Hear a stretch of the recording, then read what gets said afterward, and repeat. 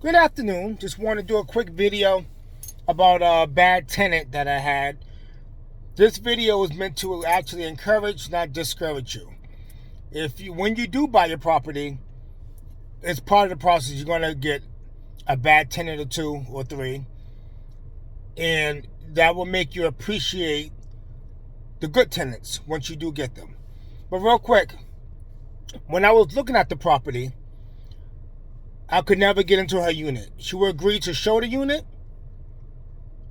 but when the time came down to actually see it, she wasn't there. She wouldn't answer, and I got into her unit one time. I couldn't see any of the bedrooms. I still bought the property, and the reason why she wasn't showing anyone her section is because she was a hoarder, and she didn't want anyone to see her mess. So that's before I even bought the property. I knew, okay, if I do buy this, I'm going to have to, get rid of her, basically. I bought the property. She was in there. I bought the property in May. She left like in November. From May to November, she never paid any rent. Now, she was on Section 8. Section 8 was paying, her rent was $1,200 a month. 3-bedroom, 2-bath, living room, dining room. Mind you, this is back in 2016. $1,200 a month. She had to pay $125 a month. So they paid $1,075 a month. She paid $125, and she did not do that. So after like the third month, I spoke to her. I said, it's $125. You got to pay your portion of the Section 8. Because they asked me, and you haven't paid, you could lose your Section 8. So they come and do an inspection every 6 months.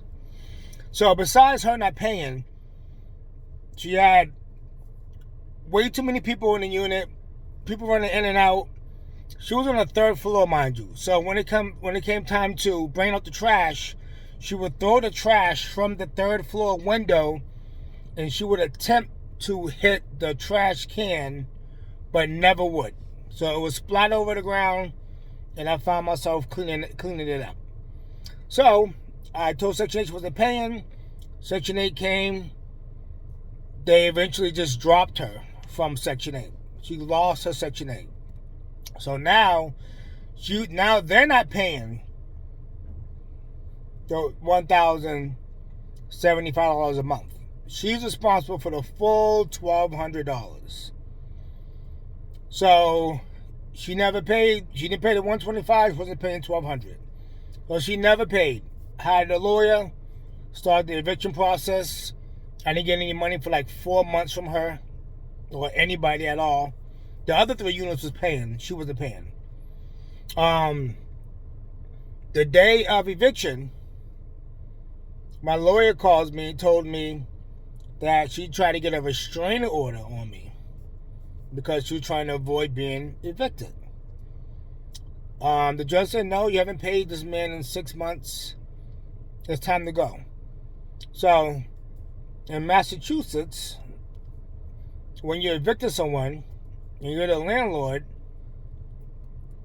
you are responsible for the moving and storage fees. So I had to come up with another $1,200 to move her stuff and store it. Okay? So day of eviction, me, like the constable was there, some of the moving people was there. It was like 5 people there. Knocked on her door. She had nothing packed. She came down the stairs and she had like 3 shirts, a toaster, and like a chair from her table with her. And she was bringing down items one at a time. Her kids, and her sister was helping her. So finally she said, I don't want anything, and this is all I'm going to bring. So there was, I wish I still had pictures.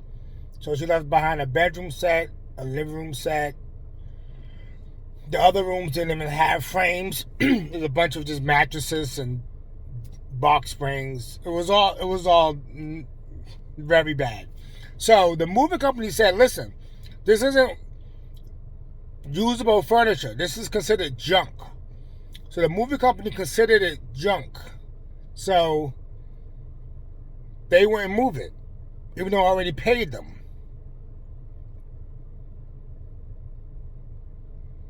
They don't move junk.